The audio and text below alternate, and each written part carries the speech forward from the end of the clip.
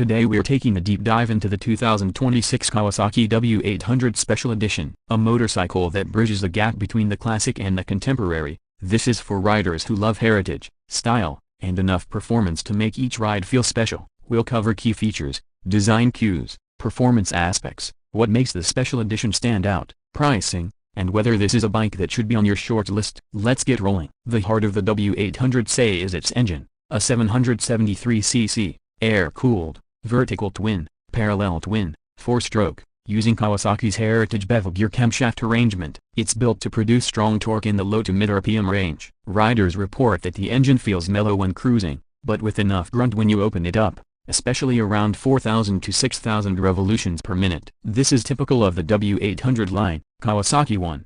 Color finishes. The Special Edition badge means you get more premium touches, often blacked out or dark engine components, special tank emblems, more upscale paint trim.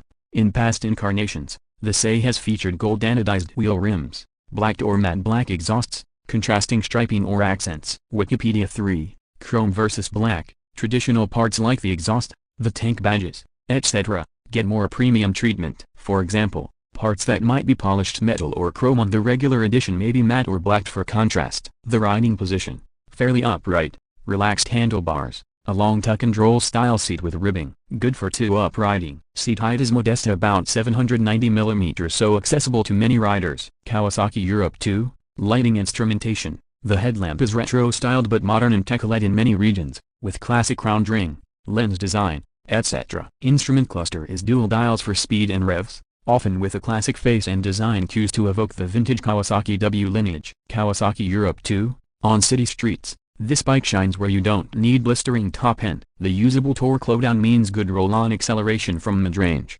Second and third gear usable without huge effort. Keeps a smooth pulse, especially given vibration is controlled reasonably well in modern build. On highways, it can cruise, but because it is air-cooled, upright, with retro tires and styling, the wind resistance and lack of extreme high RPM power means that highway work is okay but not its strongest suit. If you're expecting sport bike speeds, this isn't that. It's more about style plus experience. Handling. Because of its wheel sizes, frame setup, mass, it won't flip into corners like a lighter sport model, but it offers stable, planted behavior, confidence in sweeping turns. Suspension soaks up irregularities pretty well for its class. Rear preload adjust lets you tune a bit if you have pillion or luggage. Braking, good feel. ABS adds safety especially in wet. Emergency stops. Disc setup is sufficient. Not racing spec, but more than enough for the bike's performance envelope. Premium aesthetics, more striking contrast finishes, gold or black accents, Special Edition badges. It's something that appeals to buyers who want to stand out. Heritage nostalgia.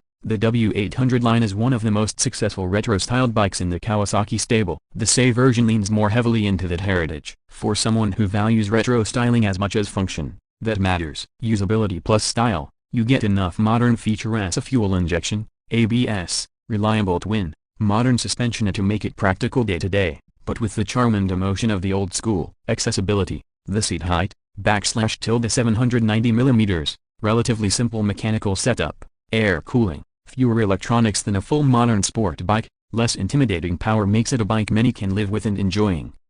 While I haven't found a specific published MSRP for the 2026 Special Edition in all markets, some sources still list the 2025 model. We can use previous pricing as a benchmark. For example, the 2025 W800 ABS in the US lists for about $10,399. Motorcycle.com 4. The Special Edition trim typically adds a premium over the base, standard W800, for the upgraded finishes, special items, etc. Depending on taxes, import, dealer markup, that could translate to several hundred to $1,000 more in US, and likely more in other regions. So you might expect US $11,000, 12,000 plus or equivalent in other currencies, for the SE, in many markets. Weight, around 216 226 kilograms weight depending on region and equipment. For a retro bike that's not horribly heavy, but not featherlight. That weight shows in maneuvers. Kawasaki Europe 2, limited electronics. This is by design. You don't get fancy riding modes,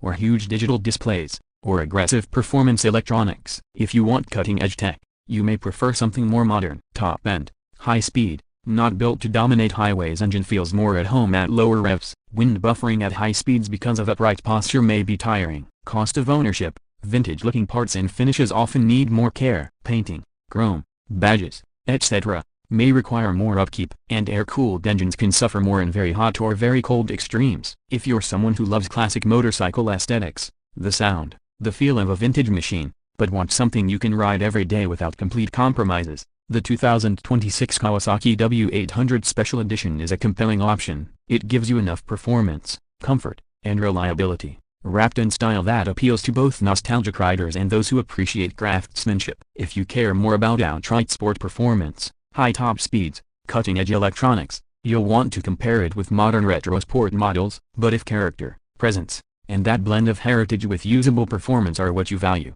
this bike delivers.